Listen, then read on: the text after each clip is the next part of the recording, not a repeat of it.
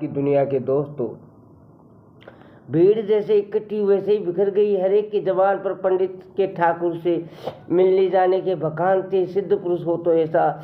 दूसरे दिन पंडित फिर मिलने गया, परियों पर निछावर करने के लिए। 101 मोहरें अपने साथ ले गया। हरे हरे हरे हरे। अपनी मेड़ी में चौधरी को बुलाकर कौर बूझी और आज मैं कहने लगा, भाई जब तू भी पंडित के सुर में ना लेगा तो मैं किसकी आस करूं। पीढ़ियों से संचित धन 6 महीने मुश्किल से चलेगा। मैं गोद आया न आया बराबर पूरी तरह था। चौधरी बोला, पंडित की मिलने के आगे तो मेरी अकल भी जवाब दे गई। ये तो मुझे भी सच लगता है, पर सच हो या झूठ, जब माँ जी खुद पंडित से 2 कदम आगे चलती है तो हम कर ही क्या सकते हैं। नहीं तो कब का इस मंगते को पछाड़ देते हैं। कुंवर की रही से आस पे हवा हो गई। माँ जी से कुछ कहना सुनना तो और भी बुरा होगा। अब तो सब होने के हाथ है। दूसरे दिन घड़ी रात थे। गांव चौधरी विलाप कुतागढ़ में आया। माँ जी और कुंवर घबराए हुए उसके पास गए तो उसने छाती माथा कूटते हुए कहा कि उसका बेटा आराम शरण हो गया।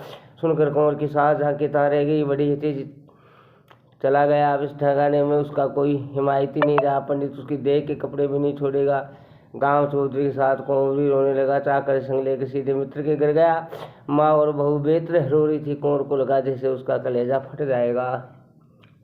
घर वाले रोते रहे। कांधी आरती उठाकर शमशान की ओर चल। कुंवर ने इस कांध का तो सपने में भी नहीं सोचा था। ठेठ शमशान तक फूट फूट कर रोता रहा।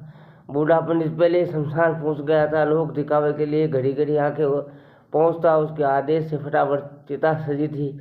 अर्थी को भांग तोड़कर चौधरी के लोभ से चिता पर लिटाया। माटी सरी की माटी, लक्कड़ सरी का लक्कड़। पंडित का खटका दूर हो गया।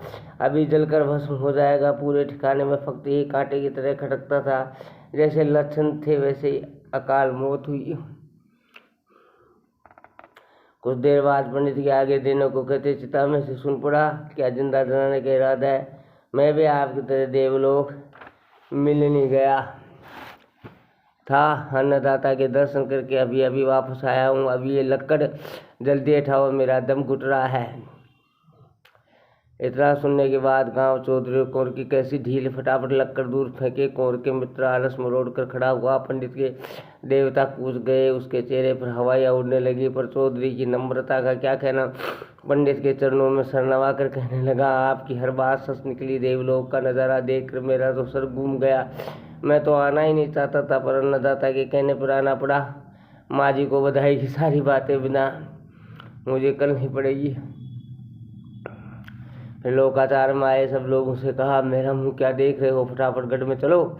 फिर कैसी कोताही आन की आन में पूरे गांव में खबर फैल गई। गांव चौधरी का बेटा और कुंवर का तंग मित्र देवलोक मिलने जाकर आया है। गढ़ में पहले युग में लोग गिट्ट माँ जी की हर्ष की सीमा न थी। उन्हें चौधरी के सज्जनता का ही पार था। पंडित के चरणों में साथ बात समझ आकर कहने लगा, अन्नदाता की ठाट बाट का क्या कहना। वास्तव पंडित जी को दिया दान व दूना फला।